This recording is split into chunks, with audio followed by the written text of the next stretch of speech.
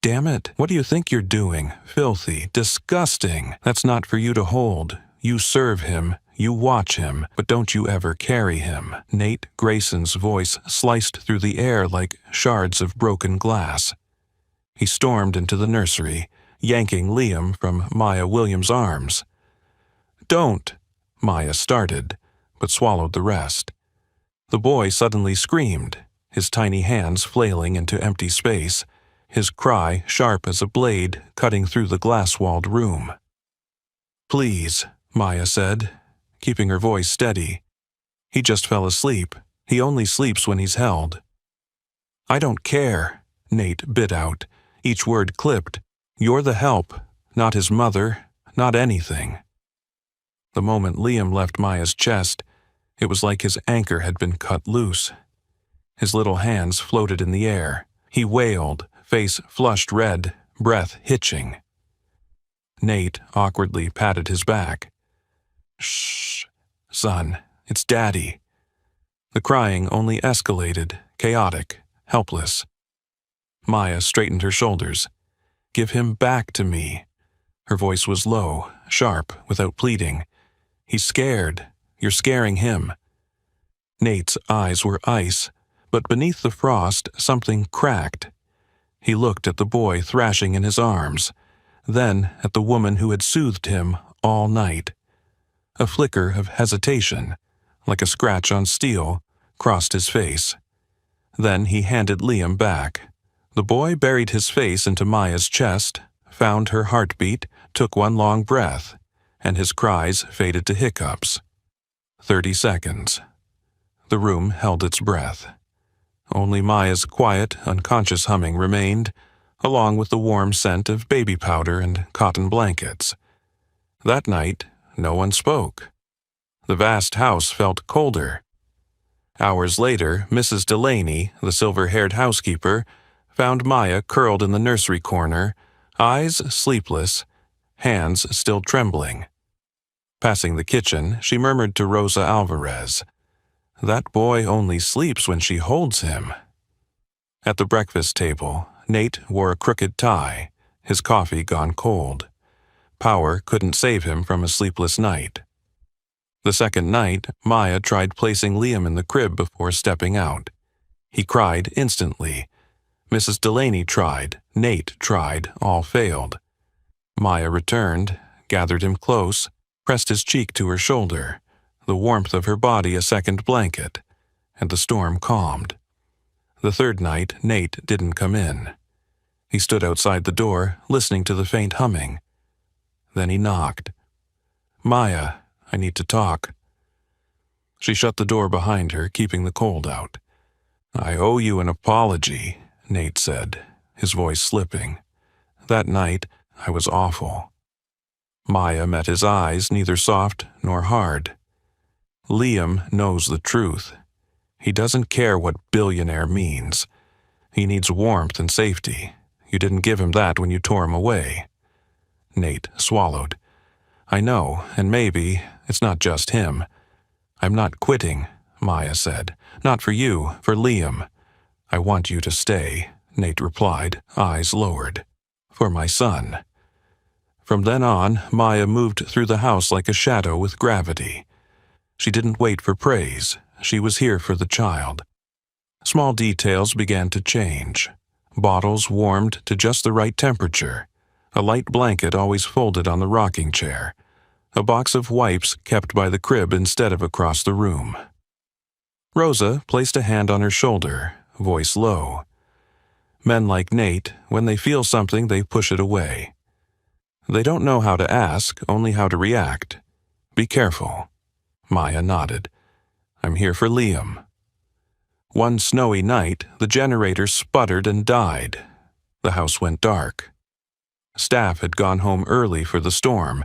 Nate, shoes off, fumbled with a camping stove on the marble island. Maya walked in with a blanket and a thermos of hot water. "You look ridiculous."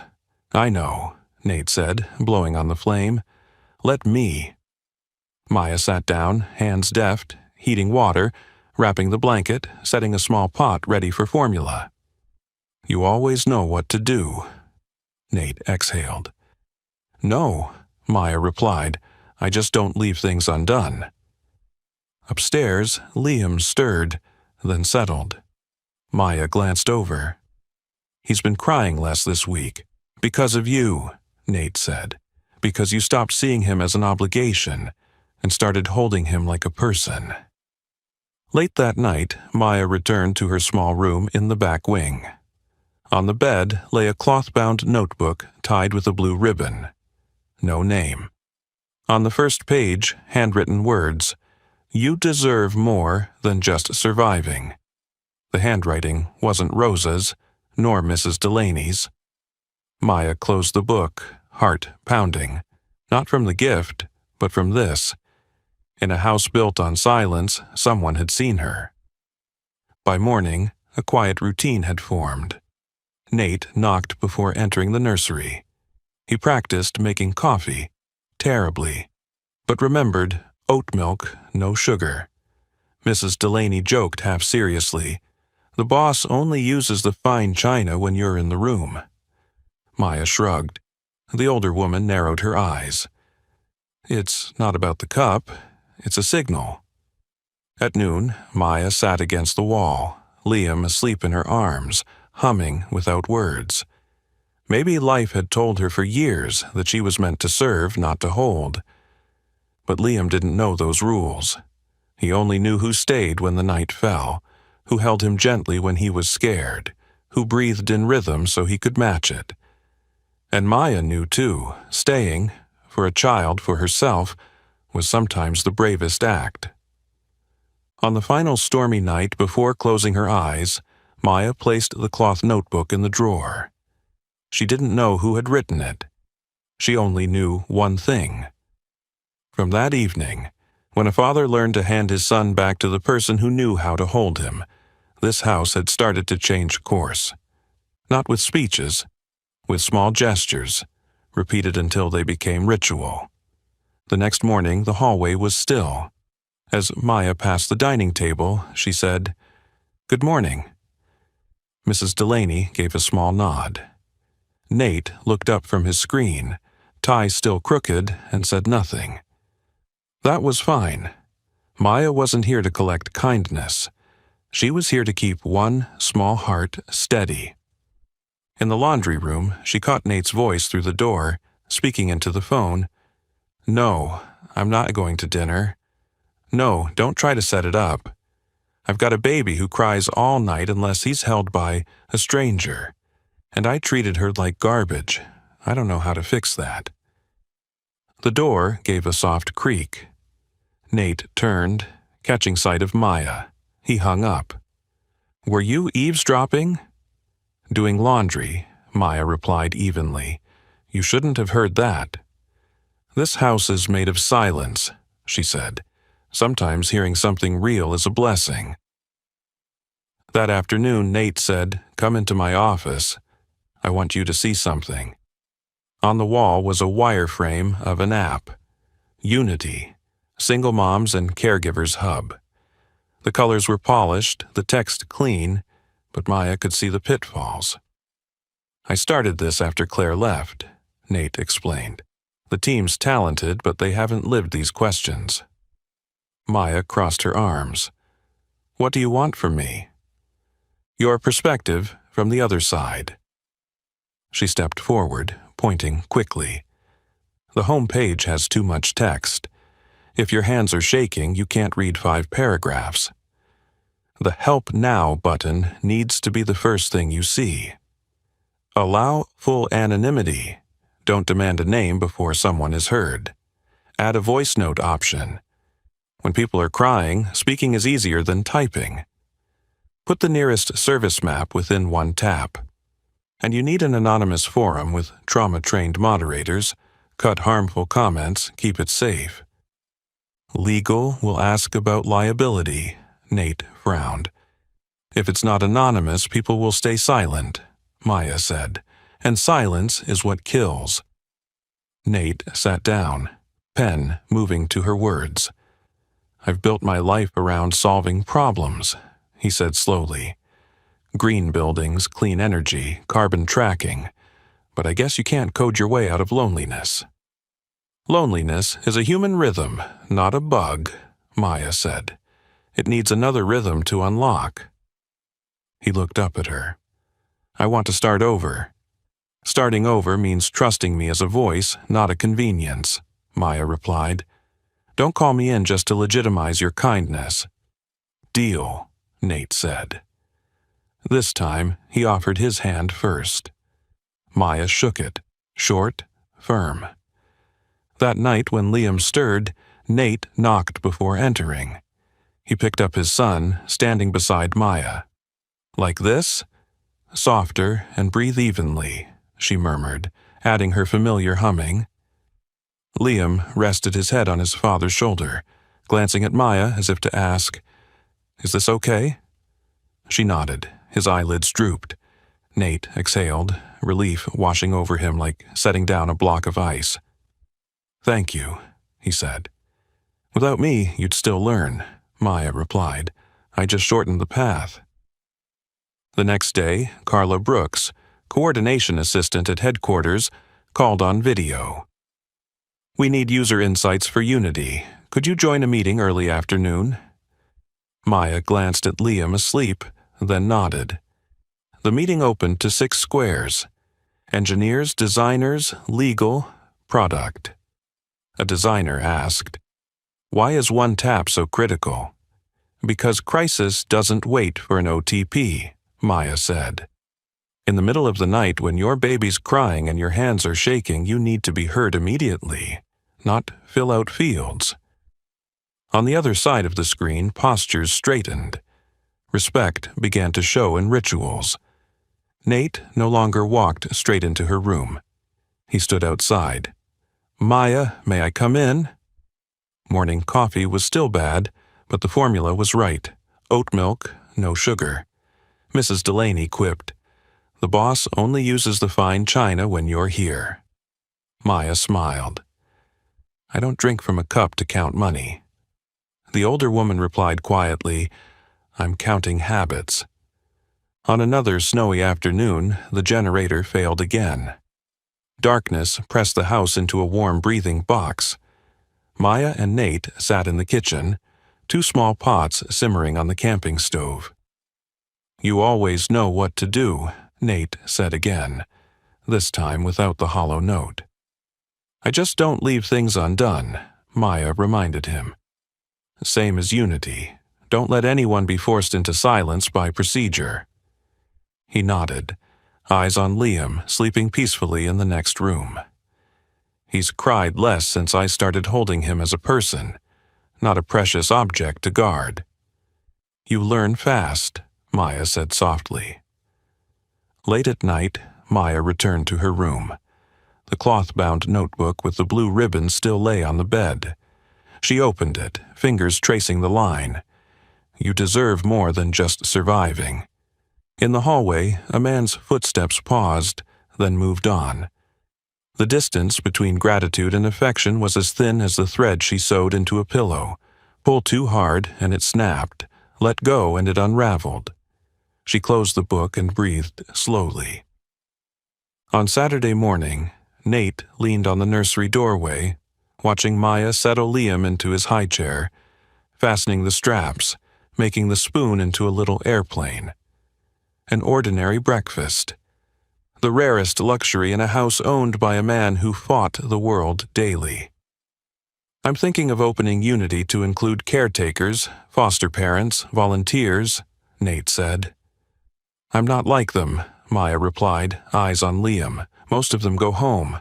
I stay. What if this became home? Nate asked quietly. Maya turned to him, holding his gaze. Don't say home until you know what staying means.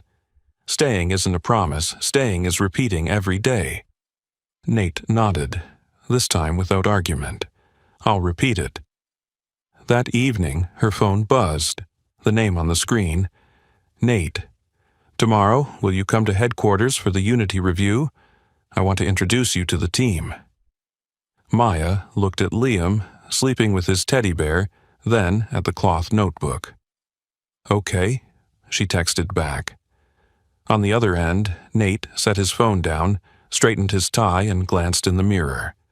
For the first time, he stood in his own house and felt aligned with himself. Not as a boss, not as an activist, just as a man learning to knock, ask permission, and listen. At that moment, the doorbell echoed through the intercom. Mrs. Delaney's voice called up, "Claire Morgan's here to see you." Nate froze. Upstairs, Maya's eyes opened. Liam shifted in his sleep. No one spoke, but the whole house knew. The next door to open would test who was truly staying. The doorbell rang in crisp intervals through the intercom system. Mrs. Delaney's voice came over. "Claire Morgan, here to see you." Nate froze in the hallway, his hand gripping the edge of his phone. In the nursery, Maya felt Liam's small body flinch as the chime reverberated through the walls. She held him closer, his chest pressed to hers, his breathing steady. "It's okay, kid," she whispered. The front door opened, and Claire stepped in as if she'd walked off the page of a magazine. Caramel coat, soft waves in her hair, eyes trying to mask a streak of uncertainty. "Nate," she said quietly. Then her gaze slipped over his shoulder, landing on Maya holding Liam. Claire's lips pressed together. "He's gotten so big." Nate nodded. No one sat down. The air felt like the space between two people who had once belonged to each other and now had no idea where to stand. "Can I hold him?" Claire asked softly. Maya looked to Nate. He reached out. Liam left Maya's arms reluctantly. First, just a small frown, then his breathing quickened, erratic. Claire tried to soothe him. "It's okay, baby, Mommy's here." The word "mommy" had barely fallen when Liam broke. His cry tore through the high ceiling, shredding every bit of polite composure in the room. Maya didn't wait for permission. She reached out. Liam lurched toward her on instinct. She gathered him in, pressed his face into the curve of her shoulder, humming the familiar tune. 30 seconds. The sobs unraveled into hiccups. The room settled. Claire stood frozen. "He doesn't know me." Maya met her eyes, not with venom, not with pity, but with a small, plain truth. "He knows who stays." There was no insult in it, only fact. But sometimes fact was the sharper blade. Claire turned to Nate, forcing a smile. "Maybe I shouldn't have come. I thought it would be different." She glanced at Maya. "I didn't expect you." "Neither did I," Maya replied, voice neither hard nor soft. "You two already have a family," Claire said, and the words shut the door behind her as she turned away. The door closed. The space remained. Maya held Liam longer than usual, feeling his heartbeat against her sternum. That night, she didn't sleep, sitting beside the crib, watching him breathe. In her mind lingered the faint perfume of the woman who had gone, and the words, "Mommy's here," that hadn't reached her son's skin. In the early morning, Nate stepped in with 2 cups of coffee. "This isn't as bad as yesterday's." He sank down onto the rug. "Claire had postpartum depression," he said. "I didn't see it. I was on planes more than I was at home. She left. I built Unity, hoping people like her would have a place to speak." Maya stayed silent long enough for his words to settle. "Don't turn Unity into a confession," she said. "Make it something that actually helps." "I'm trying," Nate answered. "Then start by staying with Liam, every night, every morning, not just when someone's watching." Nate nodded, no excuses. From that day, the house changed rhythm. Nate learned to knock before entering the nursery, learned to hold his son like a person, not a project. Breakfasts began to carry the quiet ease of an ordinary family. Maya fastening Liam into his chair, Nate offering the spoon, Liam grinning wide when the airplane landed in his mouth. Mrs. Delaney wandered through, mock scolding Nate for using the fine china. That's only for special guests. Then, glancing at Maya, I say guest, but really it's family. Early that afternoon, Carla Brooks from headquarters called. Unity needs someone to lead the user insights segment. I'd like you in tomorrow's review. Nate looked at Maya. She looked at Liam sleeping, then nodded. I'll go. That night, Rosa sat beside Maya in the rocking chair. Are you scared? Yes, Maya admitted. Scared they'll see me and decide to push me out. They've already seen you, Rosa said. That boy has. You've been chosen. They flew to New York on a jet smooth as a lullaby. Maya sat across from Nate, Liam sleeping soundly in her arms, his head resting on a deer-shaped pillow. First time I've flown without running from something, Maya murmured. First time I've flown without feeling like I'm hiding, Nate replied, his gaze fixed on the child. The hotel overlooked the river, with wide windows, an open kitchen and a piano by the glass.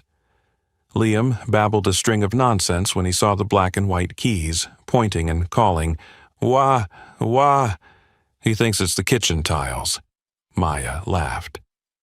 Nate sat at the bench, placing Liam on his lap, playing a clumsy melody. Liam tilted his head to listen, then leaned against his father's chest as if accepting the new song. That night, they stood on the balcony with mugs of herbal tea, traffic below flowing like a river of fire. Why Unity? Maya asked. Not from curiosity, but because she needed to know the truth of what they'd speak in the meeting tomorrow. Because I didn't listen soon enough, Nate said. If there'd been a place to speak anonymously, maybe Claire wouldn't have left. She's alive, but I lost her in the place I should have kept her. Then make sure others don't lose what you did, Maya said. But remember, anonymity before forms, listening before judgment. Noted, Nate said with a faint smile. Truth is, now you're the person I listen to first. The next morning, Grayson Tower. The mirrored elevator carried them to the glass floor. Carla was waiting. Maya, you'll sit next to me. Nate will open, then it's you. Maya's hand tightened on the stroller handle. She settled Liam in the temporary nursery set up on the floor. Folding chair, toys, internal camera. She gave him one last look before stepping into the conference room. The glass wall opened to Manhattan's sky, a backdrop daring her forward. Maya took a deep breath. She'd once passed through such doors only to polish their handles. Today, she was here to put her hand on the blueprint. Shall we start? Carla asked. Let's, Maya said, not loud, but clear. And across the room, Nate stood ready, hand on the remote. Not like a CEO prepared to command, but like a man making space for a voice newly seen. Before we get to the numbers, Nate began, I want to introduce the person who gave Unity its heart, Maya Williams. More than a dozen pairs of eyes turned. Maya stood. She wasn't in a striking suit, just a simple dress, her stance upright and her gaze steady. I used to think survival was the goal, she said, her voice dry at first, but quickly warming. That if I got through a day without crying, collapsing, or begging, I was doing fine. But surviving isn't living. The people Unity wants to reach, single mothers, caregivers, foster families, they don't need more paperwork. They need a door that opens. The slide behind her lit up, a large, clear Help Now button. That door has to be anonymous, one tap, and when your hands are shaking too much to type, you need to be able to leave a voice message. Because in the middle of the night, being heard is the first step to being saved. An investor asked, Anonymity increases risk. Where's the accountability? Accountability is in how we guard the door, Maya replied. We have trauma-trained moderators, content filters, real coordination with local services. But the right to speak has to come first. Without it, people stay silent, and silence is where disaster grows. The room went so quiet it swallowed the hum of the HVAC. Then came nods, pens scratching across paper. Carla smiled faintly. When the presentation ended, handshakes, congratulations, Nate stopped in the glass hallway, turning to Maya. "You just closed the deal. I thought that was your job." "Until you said the OTP line," he said with a rare softness in his eyes. "There's one more thing," Nate added, suddenly serious. "I don't want you to be the nanny anymore. I want you to be head of community development, full-time, salary, benefits, a team." Maya paused. "I've never run an office. You ran a house through a snowstorm. You kept a child calm. You just kept an entire glass room calm. That's enough to start." Maya looked out at the sky sliding past the windows, the traffic below like flowing veins. "Okay," she said. Not surrender, but a departure. They returned to the 30th floor lounge where Carla was watching Liam. The boy was scribbling with crayons, babbling in a language only he understood. "There's my genius," Nate said, crouching down. 2 more minutes and we'll head to the cafeteria for cake, okay?" Carla smiled. "I'll take him to wash his hands first." She led Liam away. Maya stepped back into the conference room to sign the remaining documents. 3 minutes. 5 minutes. Carla didn't return. The intercom phone rang. Nate's voice was low. "Maya, where's Liam?" Carla just took him to wash his hands. "I'm in the cafeteria. He's not here." The air thinned. Maya bolted down the hallway, calling Carla's name. No answer. She pushed into the women's restroom, empty. Break room, empty. Each door she opened tightened the spiral of panic. "Lock every exit," Nate barked into the security radio. "Pull the camera feed now." Stairwell reports crackled through. 27th floor. Negative. 28th floor. Negative. Then, "Rooftop. We've got a child and an adult." Maya slammed the phone down, stabbing the elevator button. The doors opened too slowly for her racing pulse. She ran as the rooftop door swung open, cold wind slapping her face. On the gray tile, between Halong planter boxes, Liam stood beside Jeffrey Klein, slate gray suit, a polite smile stuck on like a label. "He came up here on his own," Jeffrey said quickly, hands raised in the way people do when they know the rules. "I was just keeping him safe." "Don't lie," Maya snapped, scooping Liam up, checking his limbs. "The rooftop door is code-locked. A child doesn't open it alone." "That's for HR to explain," Jeffrey shrugged. "I saw him lost in the hallway and brought him up here to wait." Nate appeared, face pale but voice steel. "If I see you come near my son again, you won't just lose your job." Jeffrey's smirk didn't fade. "The boy needs a calm adult, not a morality play for the press." "Go downstairs," Maya cut in, clutching Liam close. The child buried his face in her neck, fingers clutching her shirt as if trying to pull her into himself. They left the rooftop. Jeffrey stayed, watching, eyes calculating. In the elevator lobby, Carla ran up, white as paper. I turned away for 30 seconds to answer a call. When I looked back, he was gone. "I'm so sorry." "This isn't about blame right now," Maya said sharply. "Call security. Pull the rooftop door logs for the last 10 minutes. What override code was used to open it?" That night, in the hotel suite, Liam slept pressed so tightly against Maya, it was as if letting go meant falling. Nate sat by the window, phone to his ear. Building management confirmed the rooftop keypad was overridden with an internal code, he said when he hung up. It's inside. Jeffrey, Maya breathed. Not a question. HR says there's no proof yet. If we push too hard, the board will cry lawsuit. What we need isn't noise, it's a chain of evidence, Maya said, eyes still on Liam. But remember this, Nate. If they'll touch a child to stage a scene, they'll do anything. He sat across from her, hands clasped, forehead resting on his knuckles. We'll see it through, he said slowly, firmly. We'll stay, Maya corrected. Stay with Liam first, then with the truth. Outside, New York still glittered, as if no one had just nearly lost a small heart from 30 floors up. But inside, 3 people, a man learning to be a father, a woman the world once told should stay in the kitchen and laundry room, and a little boy who only slept to a certain humming, were bound by a new thread. No more running. Tomorrow they would start the hunt for evidence. Tonight they kept watch. Because sometimes the strongest way to protect a future is to guard the present until it sleeps.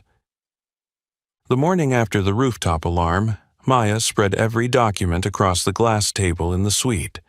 Building schematics, keycard logs, system access lists. Nate was on the phone constantly. Building manager, head of security, legal counsel. Carla Brooks came in with a laptop and 2 coffees. I got the rooftop keypad log, she said. There was an override with an internal code at 4:42 p.m. Who opened it? Maya asked. It's listed under the account Ops Master, tied to integrated infrastructure. Last person to use it yesterday, Jeffrey Klein. Carla's eyes lit behind her pulled-up mask. But it's not enough. We need the money trail. They formed a team of 4. Maya, Carla, and 2 young analysts, Jaden from Internal Controls, Priya from Finance. They squeezed into the records room on the 12th floor, cold, smelling of old paper. Kneeling on the floor with a marker, Maya linked key points. Subcontract Northbridge Consulting LLC. Axiom Systems Limited. Shell companies. Invoices labeled hardware for Unity Pilot, though Unity had no hardware. Priya pulled statements. $3.2 million looped through the 2 companies, then offshore. Jaden traced IP logs. Which machine downloaded the transfer files? Jeffries, timestamped 2:13 a.m. last week. Maya narrowed her eyes. Jeffrey staged a rooftop stunt to put the lens on Liam, make us look out of control while covering the money trail. He thinks you're just the nanny, Carla said, gripping her coffee. Maya smiled coldly. Perfect. Let him. By noon, the folder was thick. Financial flows, IP logs, access history, scanned approval emails. Priya pointed to a detail. The printer in Jeffrey's lab printed multiple forged checks late at night. Jaden nodded. Add the lab hallway camera stills. Carla set the plan. Emergency meeting 7 a.m. tomorrow. Obsidian boardroom. That night, Liam clung to Maya like a small magnet. Each time he startled awake, she hummed softly, drawing circles on his back. Nate stood in the doorway, not stepping in, as if afraid to break the rare quiet. Thank you, he said softly, for not leaving. Staying every day is the hard choice, Maya said, eyes on the boy. Today, you stayed. Nate nodded, like someone who'd crossed a narrow bridge without falling. At dawn, the obsidian boardroom gleamed silver. 12 chairs, glass walls opening to the sky. Nate sat at the head, Maya on his left, Carla and legal flanking with stacks of files. Jeffrey arrived 5 minutes late. Ty nodded like a challenge. Nate opened the folder. We have financial irregularities linked to shell entities. $3.2 million flowed out through Northbridge and Axiom. The IP executing the transfers traces to the device in your office, Mr. Klein. Jeffrey chuckled. An amateur frame job. Maya slid the rooftop log across. 4:42 p.m. Yesterday, the Ops Master Code opened the roof. That account is under your control. Here's the camera still of you leaving the boardroom at 4:35, your keycard hitting the 29th floor at 4:40, and you sitting next to the child on the rooftop. I rescued the boy, Jeffrey said tightly. I was waiting for someone to come. On a code-locked rooftop? Maya leaned back. You forgot to wipe your footprints. A board member cut in. We need legal. Nate nodded. And you'll have it. After you're suspended, effective immediately. He signaled to security, who opened the door and waited. Jeffrey stood, turned to Maya with a twisted smile. You're just a PR prop. This company was built by men like me. Maya met his eyes. Symbols outlast thieves. The glass door closed behind him. The air in the room held still. Nate leaned back, exhaling like it was the first in days. The board chair cleared his throat. What about the press? Carla answered. I'll handle it. But the rumors are already ahead of us. By afternoon, a long-lens photo of Maya holding Liam with Nate walking beside her hit the internet. Cheap headline, Billionaire and the Nanny. Fairy tale or scandal. The comments were a mix of venom and offense. Rosa called, Don't read it. I'm not afraid of them, Maya said, watching Liam stack blocks on the rug. I'm afraid Liam will think this is his fault. That night, Maya wrote a letter by hand on clean white paper. Liam, one day you'll hear people talk about Mama Maya. They'll talk about where I came from, the clothes I wore, how I looked at your dad. But they won't know the sound of you going quiet on my chest, like a planet gone still. Family isn't just blood. Family is the one who sits with you in the dark until the morning. She folded it and tucked it into the top drawer by his bed. The next morning, Carla dropped a tabloid on Nate's desk. They're calling it From the Floor to the Glassroom. The board wants image management. Nate stood. We manage the truth. He announced a press conference for that afternoon. Maya frowned. Don't turn me into a story. No, Nate said without blinking. I'm speaking for you, for Liam, for unity, so no one else gets to write it for us. Maya paused. If you speak, stand for values, not to save me. Agreed, Nate nodded. We stand together. By late afternoon, the press room was packed. Flashes, recorders, questions sharp as pins. Nate stood tall. I'll be brief. Maya Williams is not a scandal. She is value. She didn't come here to ask for a seat. She is the table where real stories are placed. She taught me what money can't, what's worth staying for, and I'm here to stay with that. The room went silent for a beat, then the murmurs shifted tone. Not all believed, but they listened. Afterward, in the backstage hallway, Maya said to Nate, You didn't have to do that. I owed it to the boy sleeping soundly because of your humming, Nate said quietly. Fine. But starting tomorrow, we talk about the work to do, not the pretty angles. Tomorrow, Nate agreed, starting with unity and the unheard voices you told me I need to listen to. Maya nodded. In her eyes, a new decision had taken root, unspoken but as firm as the crib's rail. Not just unity. She would build a place in her own name, but that would be tomorrow's work. After the press conference, the media storm didn't vanish overnight. Lenses still lurked outside the gates, headlines still chased clicks. But the tone shifted, from mocking to curious, from suspicion to asking questions. Inside, Liam stacked blocks into walls, then kicked them down, laughing, as if teaching the adults that every wall can be rebuilt. That evening, Nate texted, West Village? Somewhere quiet. The restaurant was warmly lit, tucked into a quiet corner of the street. Nate arrived early, no tie, one hand hiding a small paper box. "Don't worry," he smiled. "Just bread pudding." "You trying to bribe the poor with dessert?" Maya tilted her head. "I'm learning to treat the people I value," Nate said, without a hint of a joke. They talked like regular people. Last night's jazz track on the radio, the time Nate nearly tanked a clean energy deal, Maya's grandmother teaching her to bake apples and telling her, "Brown sugar's only sweet when shared." No promises, no rolls. When the bread pudding came, Maya took a bite, eyes widening. "Okay, this is worth forgiving some of the nonsense in the press." They laughed, a light laugh, untainted by microphones. Outside, Nate slowed. "Maya, I don't want to save you. I want to walk beside you. I want to learn how to stay the right way." Maya looked at the street, lamplight washing over brick walls. Staying isn't about speaking well. It's about repeating small things until they're boring.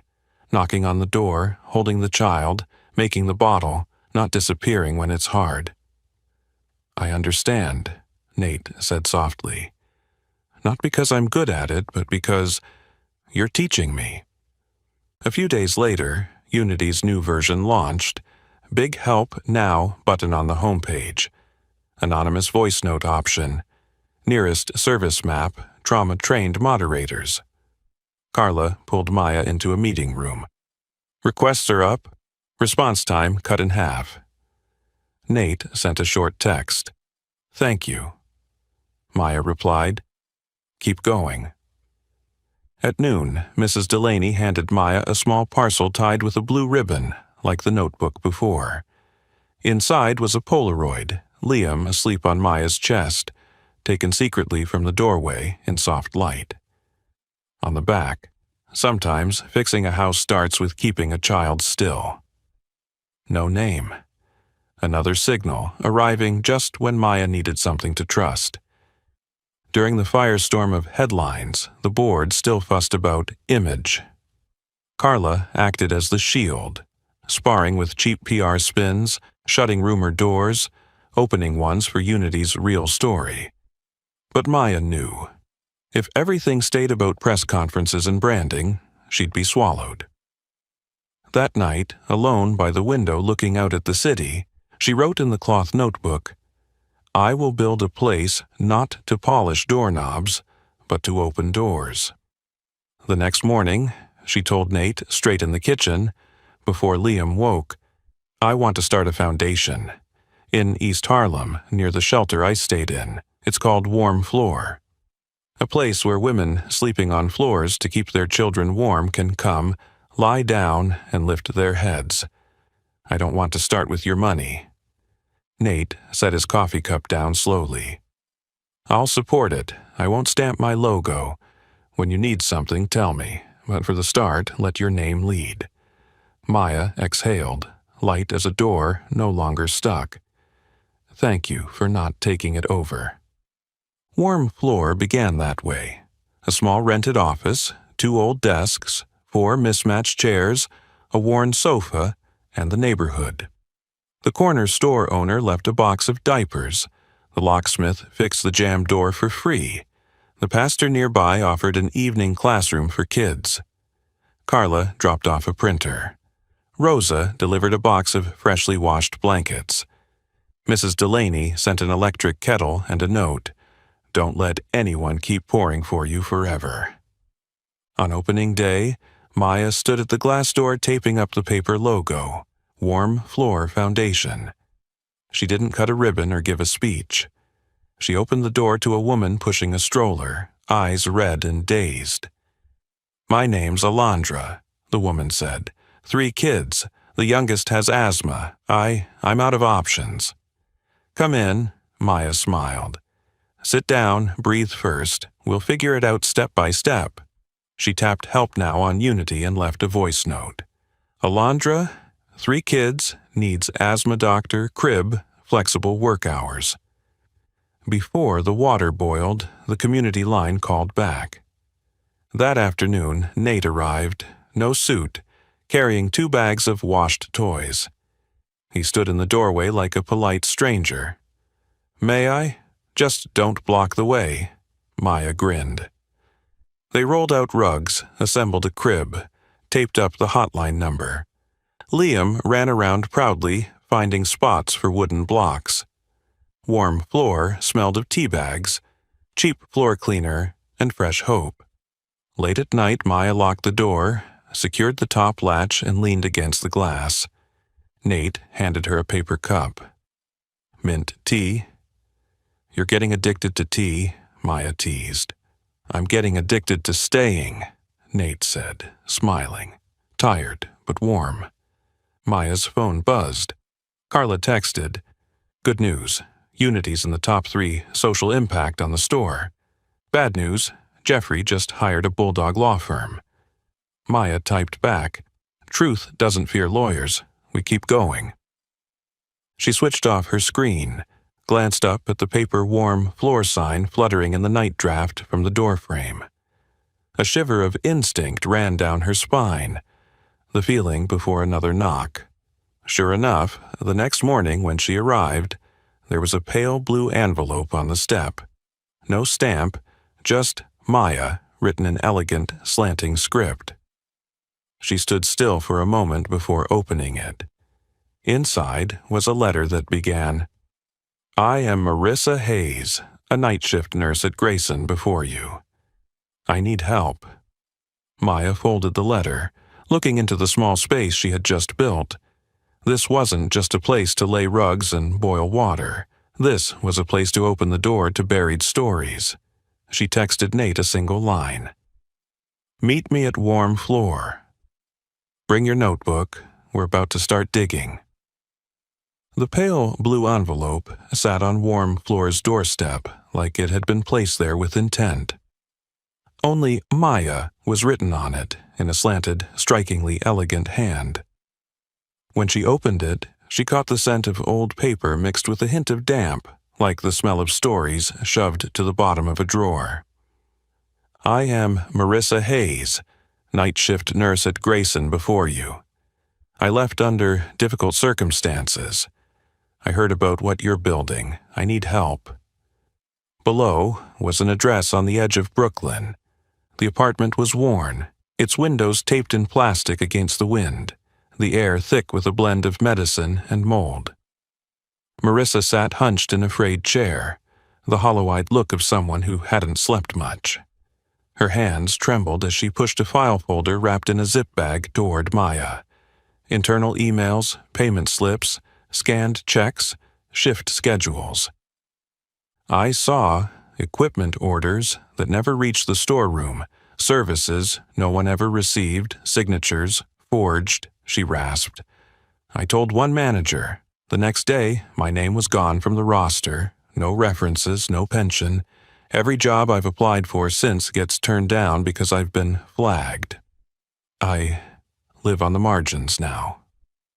Maya listened without interrupting, letting each word settle. Marissa poured water, her hands still shaking. "I don't want to drag anyone into trouble," she added, eyes flashing with fear. "But I saw a video of you, and that place you've made. I thought you might listen." "I'm listening," Maya said, taking her hand like a bridge. "And I'll stay until the end." That afternoon, Nate came to warm floor. Shirt sleeves rolled up, no security detail, no fanfare. They spread the files across the table. Maya tagging with colored notes, Nate numbering, Carla calling Jaden, internal controls, and Priya, finance. A web began to form. Northbridge, Axiom, the fake hardware pilot for Unity, the $3.2 million Jeffrey trail had led to, now revealed as just a tentacle of a much bigger octopus. Marissa's old emails mentioned a closed-door meeting a decade ago, where a grant program had been used as a cover. "Do we have enough to go to the press?" Carla asked, tapping her finger on the table. Too soon, and they'll bury it, Maya said. We need people, not just paper. Former assistants, night staff, warehouse workers. When the story has faces, it's harder to bury. Nate nodded. We build an alliance first. Internal Legal starts a parallel investigation. Jeffrey's got a law firm already, Carla warned. They'll send cease and desists the second they smell smoke. This smoke isn't for scare, Maya replied. It's the alarm. The next 2 weeks were relentless digging. Warm Floor became a relay station for testimony. A receptionist once forced to alter ledgers, a warehouse worker who remembered pallets of equipment that never arrived, an assistant with an email from a VP saying, "Let me handle it." Off-the-record meetings with a respected female journalist who had covered care work exploitation before. Carla built coded name lists. Jaden matched entry logs with payment dates. Priya mapped the money flows. Every arrow on the chart now had a human face. Then the threat letter came. Thick paper, glossy law firm logo, the condescending tone. Dissemination of false information, defamation, will result in litigation. Nate set it down like a stone. "I'll take this hit," he said. "You keep doing what you do best, telling the right people's stories." "No," Maya shook her head. "We tell it together, but in my way." The video was shot plainly in Warm Floor. Behind her, a wall plastered with handwritten sticky notes. Crib needed, swap school shift, overnight bed. The camera sat on a stack of books lit only by the window. No music, no flashy cuts. Maya looked straight into the lens. This isn't revenge. It's responsibility, not just to the company, but to the people who hold it up. The night staff, the cleaners, the nurses, the caregivers, the people taught to stay quiet. I stayed quiet for years. Today, I speak. And this is Marissa. The camera turned. Marissa's voice shook, but she stood tall. They erased me like I'd never existed, but I'm here. The clip went online at 9:13 a.m. Thursday. By 11 o'clock, the hashtag #WeStayWeSpeak was trending. Comments poured in. Women sharing stories of being scrubbed from records, unthanked night shifts. There was venom too. PR Cinderella, attention seeker. But because the video didn't reek of PR, it cut through the fog of doubt. By 3 p.m., 3 VPs resigned. By 6, the board called an emergency meeting. By 9, Nate announced an independent investigation led by a major audit firm. Reporters camped outside Grayson Tower. Carla stood in the storm, holding the frame. This is a reform program, not a PR campaign. In all the noise, Maya wasn't at headquarters. She was in a hospital hallway, sitting with Marissa waiting for surgery on a small gland tumor. Not urgent, but dangerous if left. The corridor smelled sharply of antiseptic. Nate texted, "I need you in the meeting." Maya replied, "I'm here for the person who dared to speak. You be there for the system. See you after." The doctor emerged, smiling. Surgery went well. Maya closed her eyes, breathing deep, releasing part of the weight on her back. That night, Nate came to the hospital, handing Maya a cup of mint tea. "Long meeting, but the gears are turning," he murmured. "The audit unit is opening a 10-year sweep. Whistleblower protections are active. And I want to offer you something, not tomorrow, but soon. Advisor for Operations and Ethics, company-wide. You sure you want a caregiver poking holes in every process?" Maya raised an eyebrow. "That's exactly why," Nate said. "I need someone who sees the places the law doesn't look." Maya leaned against the wall, cupping the warm tea. Liam was home with Rosa, unaware that his parents' world was shifting so he could grow up breathing different air. "If I take it," she said, "conditions are, unity can't become a badge. Warm floor stays independent, and the invisible get a way to speak directly. Deal. Nate smiled wearily. I'll stay on your terms.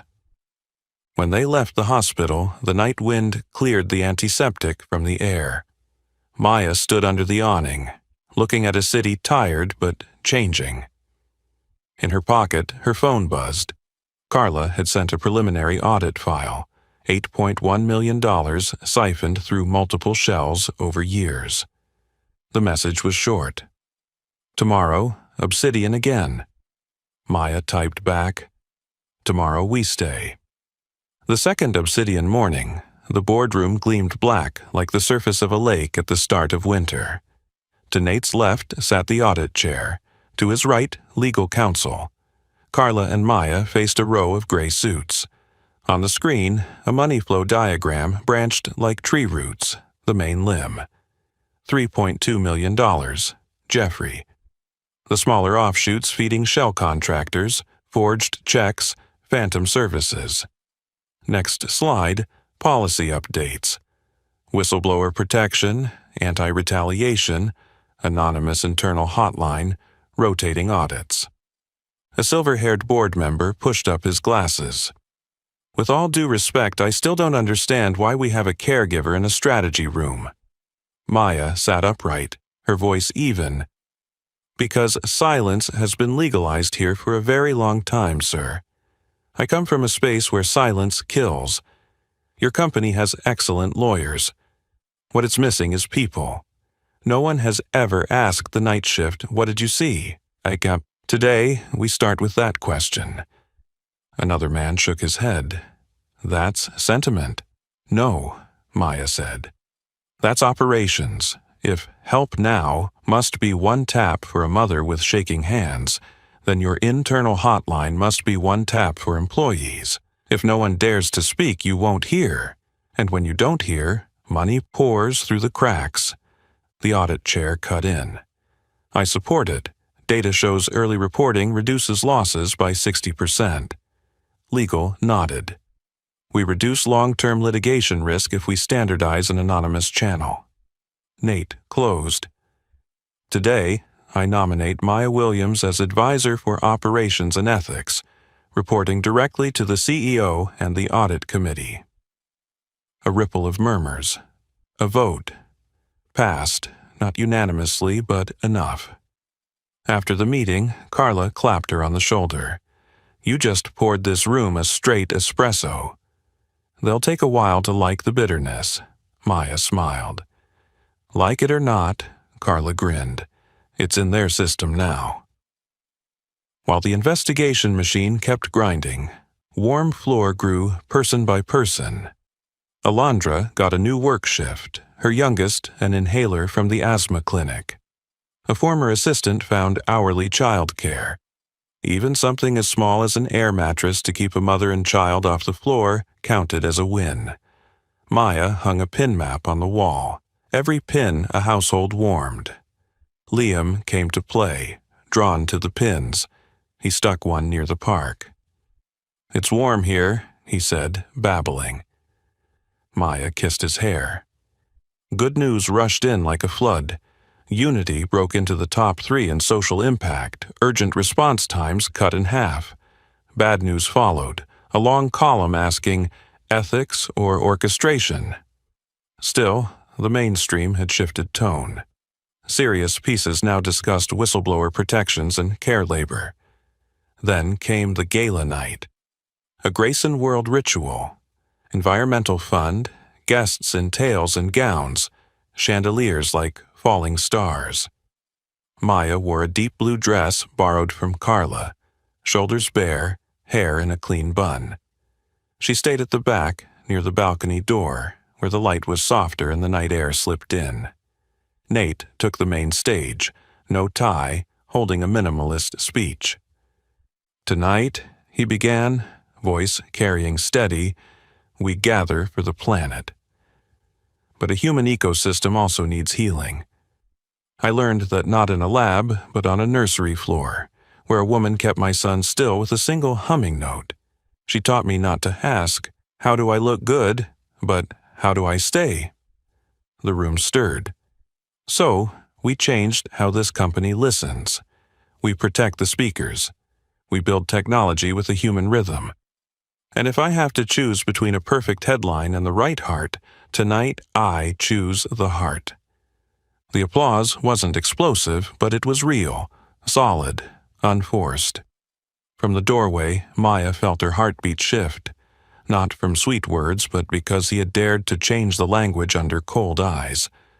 Rosa texted quickly, "Girl, you won." Maya typed back, "No, we did." On the balcony, New York breathed like a black lake. Nate stepped out, no glass in hand, no phone. "You've got a new face tonight," Maya teased, half serious. "Less fake? Less guarded," she corrected.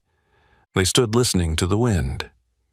"Thank you for accepting that seat," Nate said quietly. "I know it pushes you into a spotlight you don't like." "I don't mind the light," Maya said. "I mind appropriation. Tonight, you didn't take." Nate smiled, eyes lighter, as if setting down a heavy bag. "I want to ask, not for a promise, but for another dinner. No gala, no press, just you, me, Liam, and a messy kitchen." "All right," Maya said, her voice quieter than the wind. "And you wash the dishes." When they stepped back inside, Carla pulled Maya aside. "Tomorrow, the board officially announces you as advisor for ops and ethics. Some people will laugh. You got a reply ready to kill the laugh." "I'm not here to kill anyone," Maya said. "I'm here to ask the right question. And that," Carla grinned, "is how you win." The next morning, Obsidian again. The gray suits faced one empty chair, labeled Maya Williams. Nate opened. "This is our advisor for operations and ethics." A middle-aged male voice cut in. "Academic credentials?" Maya answered, without glancing at paper. "Night school, major in kitchen and laundry, specializing in calming crying children and reading the signs of silence. Thesis: if a system forces good people to be quiet, the system is broken." A scoff came from the corner. Maya turned toward it. "You won't be laughing when silence costs you $8.1 million.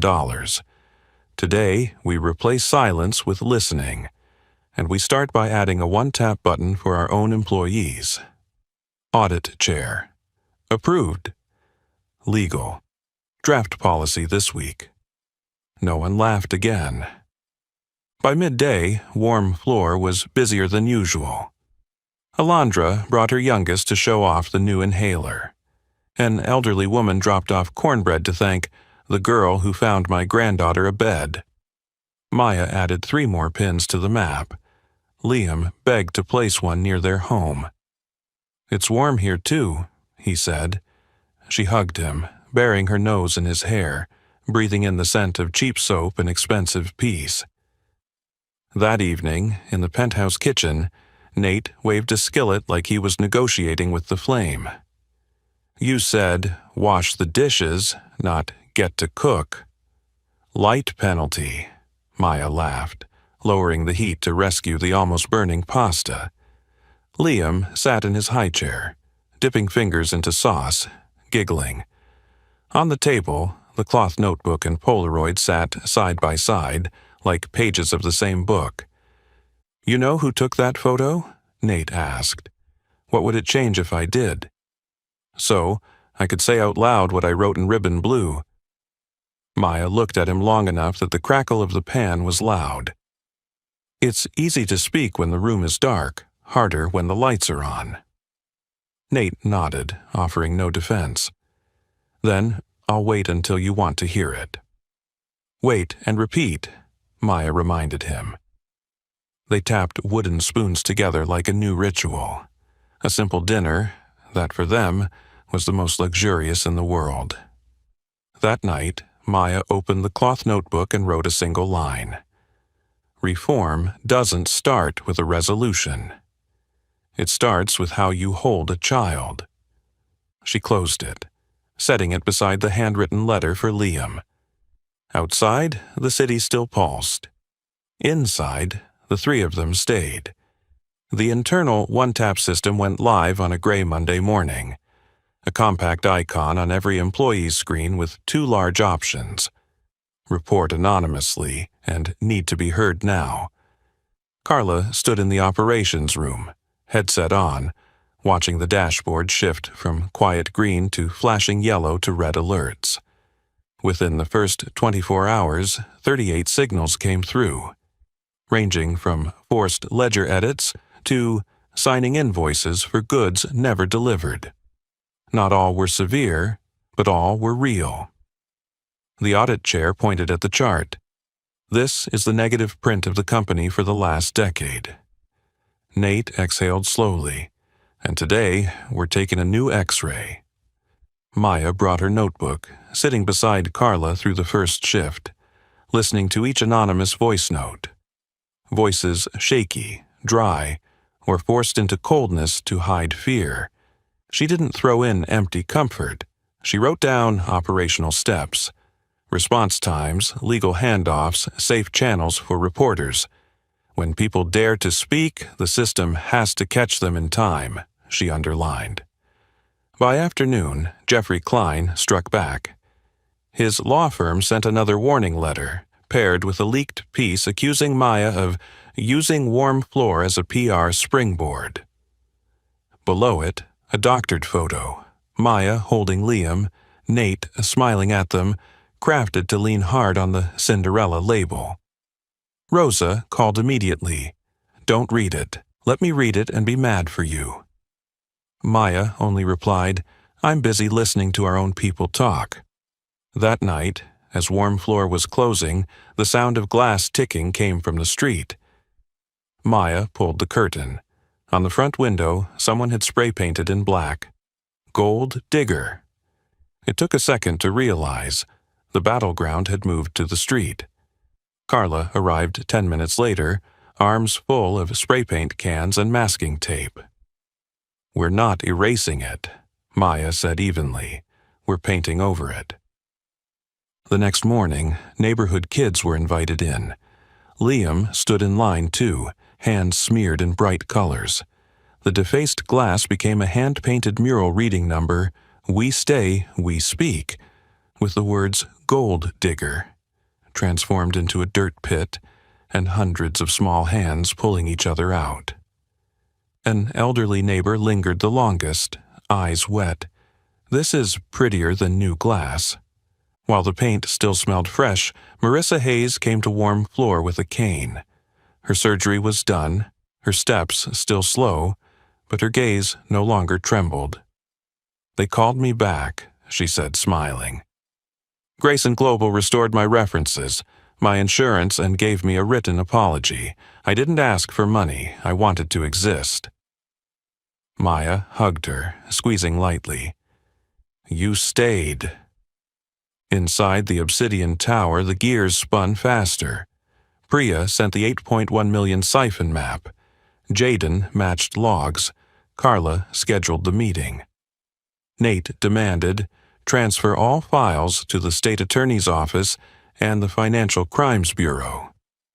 In the boardroom, someone objected, "We'll lose face on Wall Street." Maya replied without raising her voice, "We've been losing face on the night shift for years.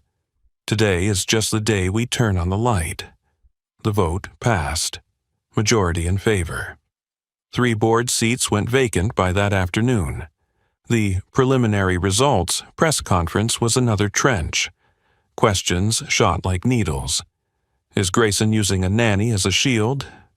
Is warm floor a staged act? Nate didn't answer alone. He brought Maya to the podium. She kept it brief. Warm floor doesn't hang the Grayson logo. It hangs letters asking for help. Unity wasn't built to look pretty. It was built to open doors. This is an operations plan so the forgotten have a place to press once. And here's the commitment. Every report will have a tracking ID, the response team will be trauma certified, progress will be posted weekly. Beautiful or ugly, we'll still do it. The mics paused for a beat, then shifted from barbs to technical questions. Carla texted, "Just change the field." In the afternoon, Claire Morgan sent a short line. "Can I meet alone?" Maya considered, then replied, "Warm floor, 5 p.m." Claire arrived in a windbreaker, no makeup, eyes tired but clear. She placed a yellow sweater with the sun embroidered on it, bigger than the old one, on the table. "I'm not here to reclaim a spot. I'm in regular therapy on the right meds, sleeping enough. I know who stayed." Claire looked at Maya, her lips trembling from holding back tears. "Thank you for not turning my son into a weapon in a fight. When I'm steady enough, I'll find the right role. Not in this house, but maybe in Unity, a voice on postpartum depression for others like me." Maya nodded. "This door is open." When Claire left, Liam ran in and hugged Maya's neck, his hand brushing the sun sweater. "For me?" he asked. Maya smiled and nodded. Somewhere, a circle closed, not to seal, but to breathe. That night, Nate got the email confirmation. The district attorney's office had opened a formal investigation. Jeffrey was indicted for embezzlement and obstruction. The Shell partners had their accounts frozen. Internally, new mechanisms were passed. The one-tap anonymous hotline, whistleblower protections, mandatory rotating audits, and a rotating observer seat for a care and infrastructure labor representative on the ethics committee. Maya didn't take the seat. She nominated Marissa Hayes. When announced, the whole room clapped, not loud, but enough. That night, warm floor was quiet. The handprint wall was dry, catching the glow of the street lamp. Nate held a drowsy Liam, humming the lullaby he'd learned. Maya stood beside them, her hand on both father and son as if framing the long journey. "Tomorrow, it all still starts with the ordinary," she said softly. "Warm milk, tied laces, the help now button. And staying," Nate added. "Yes, always staying." The leaves changed early that year. The maple tree in front of a warm floor glimmered like it was slow-burning scraps of old sunlight. Inside the small room, the pin map was so crowded it needed another board. Alondra stopped by with a box of homemade muffins. The little one's breathing easier now. Maya smiled, took the muffins and added 3 more pins. One for a family with a new bed, one for a flexible work shift, and one for a child starting preschool. At Grayson Tower, the Unity dashboard showed the caretakers and foster channel buzzing. Most voice notes came between 1 to 4 a.m. The response within 2 minutes rate hit 92%. Carla pulled Maya and the tech team into a meeting.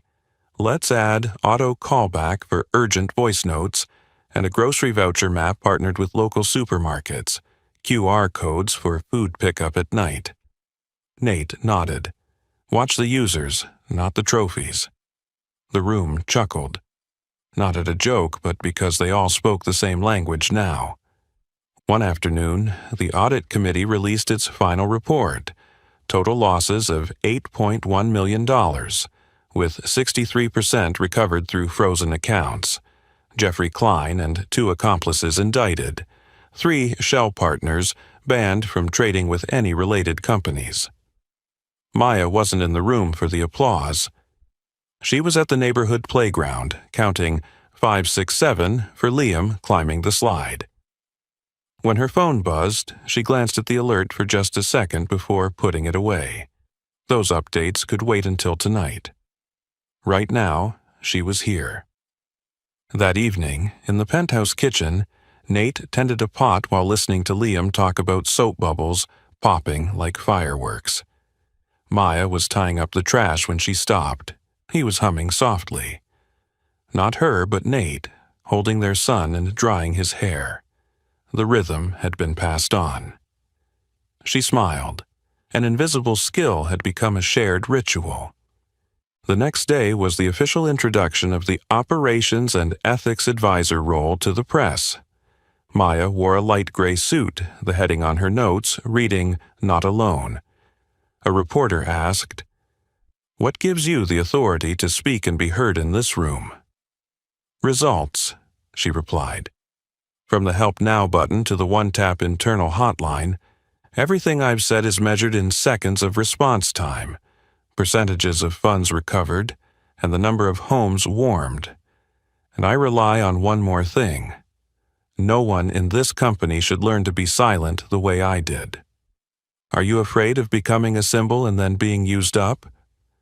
"I'm not a spotlight," Maya said. "I'm a switch. When people know how to turn it on themselves, I can switch off and it still stays lit." After the event, Claire sent a short video. She was in a bright room, hair tied back, voice clear. "I'm joining Unity as an anonymous contributor for postpartum depression awareness. I don't want to be in front of a camera. I just want to sit behind the words of other mothers." Maya watched it through, nodding to herself. Not everyone walks the same road, but anyone can stay, in their own way. After 3 months, Warm Floor opened a smaller satellite point, just an old classroom borrowed in the evenings in East Harlem, but enough to hang a small pin map and set up another kettle. Marissa spoke publicly for the first time to a small group. "I was erased line by line from the records. I'm here to say no one has the right to tell you you're not real." The applause came not for the speech, but for her courage. Maya stood at the back, smiling through wet eyes. One rainy night, the power went out at Warm Floor. Instead of closing, they spread rugs, handed out flashlights, and started telling stories. Liam sat in Maya's lap, eyes bright in the glow. Another little boy whispered, "I'm scared when the lights go out." Maya told him, "When the lights go out, we light each other." The answer spread like an unspoken rule for the room. On Sunday morning, the 3 of them went to the park. Nate carrying a backpack of snacks, Maya holding Liam's hand. They sat by an oak tree, opened Alondra's muffins. Nate looked at them both, then spoke as if hearing himself grow up. "I used to think control was how you saved things. Turns out, repeating the small things is how you keep them." "They're not that small," Maya smiled, brushing crumbs from Liam's cheek. "A child sleeping peacefully is the ecosystem of an entire home. And maybe," Nate added, "of an entire company." Liam suddenly hugged Maya's neck and whispered, "Mama Maya, I'm here." Short, but complete, like a toddler's oath. Nate didn't interrupt. He only placed one hand on his son's back, the other over Maya's hand. A quiet triangle in the middle of a busy park. That night, Maya pulled out the old letter she'd written for Liam from her bedside drawer. She added a paragraph. "Today, you said, 'I'm here.' I want you to know, being here is a verb of love. When you grow up, you may leave many houses, many cities. But if you stay with someone in the moment they need you most, you've lived right." She tucked the letter into the blue ribbon cloth notebook, now filled with pages on operations and heart. A week later, Grayson Global held an internal open door day. Employees from all levels could ask the CEO and the advisor directly about Unity, the hotline, and culture. A night shift technician, shirt stained with oil, eyes red, stood up. "Before, we just stayed silent. Now, I can press one button and someone calls me back. I don't know what to say except thank you." Nate bowed his head, and Maya spoke slowly. "After you press, remember to call back for someone else's shift when they need it. That's how the current keeps running." That evening, Rosa came over with a basket of fruit and some playful scolding for both of them for eating too late. Mrs. Delaney sent a note tucked under a teacup. "Home is where someone knocks." Maya held the note and smiled. "And answers," she said. Nate stood beside her, silent, but his eyes said everything. No more running. Late at night, with Liam asleep, they stepped out onto the balcony. The city breathed deep. Nate placed a small box on the table, not for ceremony, but because the moment felt right. "Not asking for a promise," he said. "Just a ring to remind me. Remind me that staying is something I have to do every day." Maya looked at the ring, then at him. "Put it in the kitchen," she said. "Somewhere it can get dirty." He laughed, nodded, and set the box next to the jar of wooden spoons, among the things repeated daily. The next morning, the kitchen was loud with sizzling eggs, toast burnt at one corner, and a spilled cup of milk. Liam shouted, "Plane landing." Nate washed dishes. Maya tied her hair back and opened her laptop to check the response dashboard. A new voice note at 2:11 a.m. A young mother saying, "My baby has a fever, and I'm scared to call 911. Maya pressed, "Call back now." On the other end, the shaky voice paused, then steadied. "Thank you. I thought I was alone." "No," Maya said, glancing at the table where Nate and Liam were laughing over soap bubbles. "There's someone here who stays." No fireworks. Just a normal morning. The kind they'd changed an entire operating system to reclaim. Warm milk, laces tied straight, the Help Now button glowing green, a child sleeping soundly, and adults who don't run. In the corner of the kitchen, the ring sat beside the wooden spoons, ready to catch the scent of onions, oil, cinnamon, every stain another silent repeat of a promise. To stay. And that was Maya's journey, from a quiet housekeeper holding a sleeping child to a voice that changed an entire system, keeping her promise to stay for those who needed her most. And you, if you were part of this story, what would you choose to stay for? Share your thoughts in the comments so we can talk about them together. If you found this story meaningful, don't forget to like, share with your friends, and subscribe to the channel so you won't miss the next inspiring story.